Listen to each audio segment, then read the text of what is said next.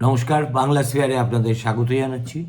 আমি নিশ্চিত জানি যে তৃণমূল কংগ্রেসের পঙ্গা পণ্ডিতেরা যারা এই টেলিভিশন আলো করে প্রতিদিন সন্ধ্যাবেলা বিভিন্ন চ্যানেলে ঘুরে বেড়ান, তারা নিশ্চয়ই এই বিষয়টা নিয়ে হই হল্লা শুরু করবেন এবং তারা কত কী অসাধারণ কাজ করেছেন সেটা বোঝানোর জন্য এই পরিসংখ্যানটি ঘন ঘন কোটও করবেন। কিন্তু তাদের প্ররোচনায় পা দেবার আগে আপনাদের আমি সত্যি কথাটা জানিয়ে দিতে চাই এবং তাদের এই ঢক্কানিনাদ শুরু হওয়ার আগে অ্যাকচুয়ালি ঘটনাটা কী সেটাও আপনাদের বলে দিতে চাই। দেখুন, ভারত সরকারের একটা লেবার ডিপার্টমেন্ট প্রত্যেকবারই পিরিয়ডিক লেবার ফোর্স সার্ভে করে 3 মাস অন্তর অন্তর। তার যে সর্বশেষ ফলাফলটি বেরিয়েছে সেটার সময়কাল হচ্ছে অক্টোবর থেকে ডিসেম্বর পর্যন্ত। তাতে দেখা যাচ্ছে যে, এবং ফিগারটা দেখে আমার নিজেরও চক্ষু চড়কগাছ হয়ে ওঠার অবস্থা, দেখা যাচ্ছে যে গোটা ভারতবর্ষে যেখানে বেকারত্বের হার 4.8%, সেখানে পশ্চিমবঙ্গের নাকি 3.6%। এখন এটা কেন অবিশ্বাস্য সেই প্রশ্নে পরে আসছি। তার আগে এই যে ব্রেকডাউন করা আছে এর মধ্যে by area and also by gender, সেটা একটু আপনাদের বলে দিতে চাই। ওভারঅল আরবান আনএমপ্লয়মেন্ট কিন্তু অ্যাভারেজের তুলনায় বেশি, 4.6%। এদের মধ্যে আরবান মেল যারা, তাদের 4.5, আরবান ফিমেল আরও বেড়ে যাচ্ছে 5.1, এবং রুরাল বেঙ্গলে ওভারঅল রুরাল আনএমপ্লয়মেন্ট হচ্ছে 3.1, রুরাল মেলস হচ্ছে 3.4 এবং রুরাল ফিমেল হচ্ছে 2.5। এখন এই যে টেবিল বেরোয় প্রত্যেকবার, তাতে দেখা যাচ্ছে যে পশ্চিমবঙ্গের নাম রয়েছে 5th lowest in India by unemployment rate. অর্থাৎ যে দেশের যে 5টি রাজ্যে বেকারত্বের হার সবচেয়ে কম, পশ্চিমবঙ্গ সেই তালিকাভুক্ত আছে। সম্ভবত এটা একটা গিনেস বুক অফ রেকর্ডেও যাওয়ার মতো ঘটনা। এখন এটা দেখে অনেকেরই বিভ্রান্তি হতে পারে যে সত্যিই কি তাই? সত্যিই কি বাংলায় আনএমপ্লয়মেন্টের হার ওভারঅল যদি ধরি মাত্র 3.6% হতে পারে? এখন এটা বুঝতে গেলে কয়েকটা ছোটোখাটো ব্যাকগ্রাউন্ড পরিসংখ্যান বুঝতে হবে এবং এর সার কথা কি সেটাও বুঝতে হবে। দেখুন, আমি আপনাদের কাছে একটা সহজ সরল প্রশ্ন রাখছি। সেটা হলো, আপনি কি এটা বিশ্বাস করেন? আপনার আশেপাশে তাকান, সেটাই যথেষ্ট হবে। আপনার পাড়ার কতজন গ্র্যাজুয়েট বেকার? কতজন চাকরির পরীক্ষার প্রস্তুতি নিচ্ছে বছরের পর বছর? কতজন ভিন রাজ্যে কাজ করতে চলে গেছে? তাহলে এই 3% এটা কোথা থেকে এলো? সুতরাং এটা কোনো আবেগের প্রশ্ন না, সত্য মিথ্যার প্রশ্নও নয়। এটা হচ্ছে সংখ্যা, আবার বলছি সংখ্যা, সংজ্ঞা আর গাণিতিক কাঠামো দিয়ে বিষয়টাকে ভেঙে দেখা উচিত। প্রথম কথা হলো, প্রথমে বুঝতে হবে সরকার বেকার বলতে কি বোঝায় এবং কাদের বেকার বলে, এবং এটাই হচ্ছে সবচেয়ে ইম্পর্ট্যান্ট ইন্ডিকেটর। ভারতের যে PLFS সমীক্ষা হয় তাতে এই বেকারত্ব নির্ধারিত হয় 7 দিনের হিসেব অনুযায়ী। অর্থাৎ ধরুন, যদি আপনি গত 7 দিনে 1 ঘন্টা কাজও না করেন অথচ কাজ খুঁজে থাকেন এবং কাজ করতে প্রস্তুত থাকেন, একমাত্র তাহলেই আপনি কিন্তু বেকার বলে চিহ্নিত হবেন। অর্থাৎ 7 দিন মাত্র। আর কিন্তু যদি আপনি ধরে নিন দৈবাত ক্রমে 7 দিনের মধ্যে কোথাও 1 ঘন্টার জন্য কাজ করেছেন, হয়তো কোনো আত্মীয়ের দোকানে দাঁড়িয়েছেন, 2 দিন দিনমজুরি করেছেন, কিংবা 1 দিন রিক্সা চালিয়েছেন, তাহলে কিন্তু সরকারের খাতায় আপনি আর বেকার নন।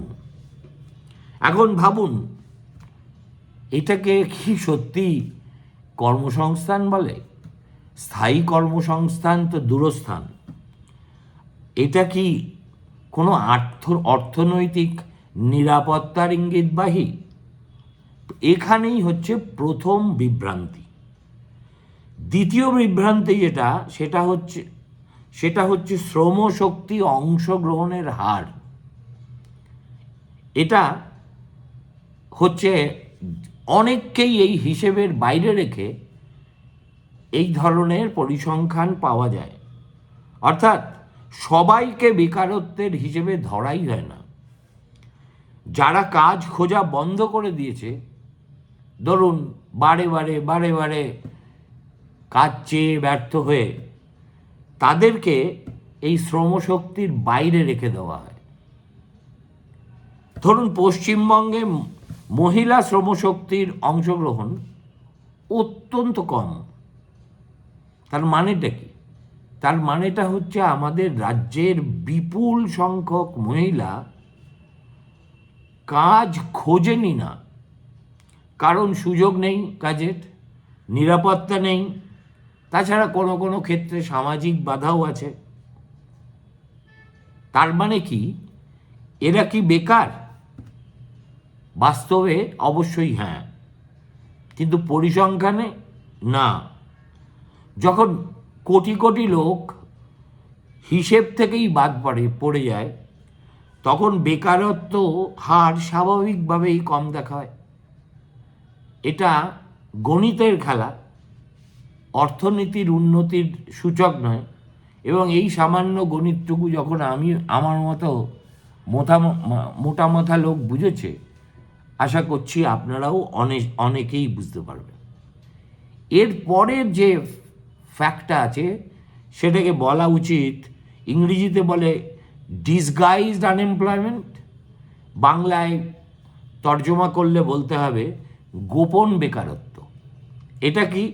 ধরুন একটি জমিতে একজন মানুষের কাজই যথেষ্ট, কিন্তু সেখানে 3 জন কাজ করছে, বাকি 2 জন আসলে অতিরিক্ত। তাদের উৎপাদনশীলতায় অবদান একেবারে কার্যত শূন্য, কিন্তু পরিসংখ্যানে তারা সকলেই কর্মরত। পশ্চিমবঙ্গের গ্রামীণ অর্থনীতিতে এই গোপন বেকারত্ব ব্যাপক। একইভাবে ধরুন পারিবারিক দোকানে বসা, অনিয়মিত দিনমজুরি, মাসে 3-4 হাজার টাকার অস্থায়ী কাজ, সবই চাকরি হিসেবে ধরা হয়। এটা অত্যন্ত আশ্চর্যজনক, কিন্তু সত্য। তার মানে কি বাস্তবতার সঙ্গে এই পরিসংখ্যানের সাপে নেউলে সম্পর্ক। তবু এটা সরকারি পরিসংখ্যান, পিরিয়ডিক সার্ভে, 7 দিনের বেসিসে নেওয়া, এবং সেই কারণেই not reflective of the reality. এই বস্তুটা মাথায় রেখে কিন্তু এই তথ্যটা যখন অনেকেই আওড়ানোর চেষ্টা করবেন, বুক বাজানোর চেষ্টা করবেন, সামনে ভোট, অতএব এটা টমটম করে বলবেন তো বটেই, তখন দয়া করে যদি এই প্রেক্ষিতটা মাথায় রাখেন, তাহলে বুঝবেন যে এটাও হচ্ছে আসলে একটা মস্ত বড় বুজরুকি। এবার আসা যাক বাস্তবতার সঙ্গে এর সংঘর্ষগুলো কোথায় হচ্ছে।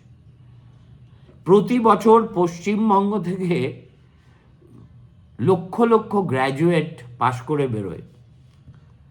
সরকারি কি তাদের কোনো চাকরি হয়? নো। সেখানে এক আশ্চর্য স্থবিরতা গ্রাস করে আছে গত 15 বছর ধরে। তারা কি শিক্ষক হিসেবে যোগ দিতে পারেন না, কেননা রাজ্য সরকারের সদিচ্ছা নেই। আর বিষয়টা বরাবরই আদালতের আঙিনায় সীমাবদ্ধ থাকে, কখনোই চূড়ান্ত নিষ্পত্তি হয়ে আমাদের সামনে আসে না। বৃহৎ শিল্পে এদের কেউ কাজ করেন? শিল্পই নেই, তো কাজ করবেন কোথা থেকে? তাহলে 3% বেকারত্ব হয় কি করে? আচ্ছা, যদি এটা সত্যিই হতো, তাহলে তুচ্ছাতি তুচ্ছ পরীক্ষার জন্য 15-20 লাখ লোক আবেদন করতো না কিছুতেই। ভিন রাজ্যে গণহারে বাংলার শ্রমিককে কর্মসংস্থানের জন্য যেতে হতো না। উচ্চশিক্ষিত বাঙালি তরুণরা ডেলিভারি বয় হিসেবে কাজ করতে বাধ্য হতো না। তার মানে পরিসংখ্যান একদিকে আমাদের দৃষ্টি আকৃষ্ট করছে, আর বাস্তব বলছে সম্পূর্ণ অন্য কথা। এখন পশ্চিমবঙ্গ হচ্ছে ভারতের অন্যতম শ্রমিক রফতানি করা একটা রাজ্য। অর্থাৎ এ রাজ্য থেকে শ্রমিক না গেলে ভারতের বহু রাজ্যে কিন্তু নির্মাণ কার্য, আরও অনেক ধরনের ছোটোখাটো কার্যত বন্ধ হয়ে যাবে।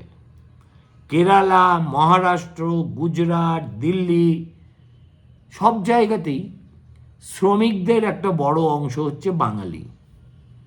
তার মানে কি, যদি রাজ্যে প্রায় সবাই কর্মরত থাকে, তাহলে এত মানুষ বাইরে যাচ্ছে কেন? উত্তর খুব সিম্পল, বারবার এইটা নিয়ে আমরা চর্চা করি। সেটা হচ্ছে রাজ্যের ভিতরে পর্যাপ্ত ও সঠিক মানের কাজই নেই। সেই জন্যেই অভিবাসন হলো অর্থনীতির নীরব ভোট। আর মানুষ কাজের জন্য ভোট দিচ্ছে বটে, তবে পায়ে হেঁটে। আর বেকারত্ব কম দেখানো কেন সম্ভব? তার কারণ প্রথমেই বললাম, বেকারত্বের সংজ্ঞাটাই খুব সংকীর্ণ। গোপন বেকারত্ব ধরাই হয় না, আর শ্রমশক্তির বাইরে থাকা অসংখ্য মানুষকে এই সমীক্ষার ভিতরে আনা হয় না। ফলে যেটা তৈরি হয় সেটাকে ইংরেজিতে বলা যেতে পারে স্ট্যাটিস্টিক্যাল আন্ডার এস্টিমেশন। তার মানে এটা সরকারি পরিসংখ্যান কি? অফকোর্স ইয়েস, কিন্তু এটা অসম্পূর্ণ সত্য। আর অসম্পূর্ণ সত্য মোর অফন দ্যান নট হচ্ছে চূড়ান্ত বিভ্রান্তিকর। তাহলে উপসংহারে আমি কি বলবো? এই 3-4% বেকারত্বের হার বাস্তব অর্থনৈতিক অবস্থাকে প্রতিফলিত করে না। কেননা বেকারত্ব শেষ বিচারে শুধু সংখ্যা নয়, এটা ভবিষ্যতের স্বাস্থ্য, সাক্ষরতার ব্যবহার এবং সামাজিক স্থিতির দ্যোতক। আপনি যদি সপ্তাহে 1 ঘন্টা কাজ করেন, তাহলে আপনি বেকার নন, কিন্তু আপনি কি নিরাপদ?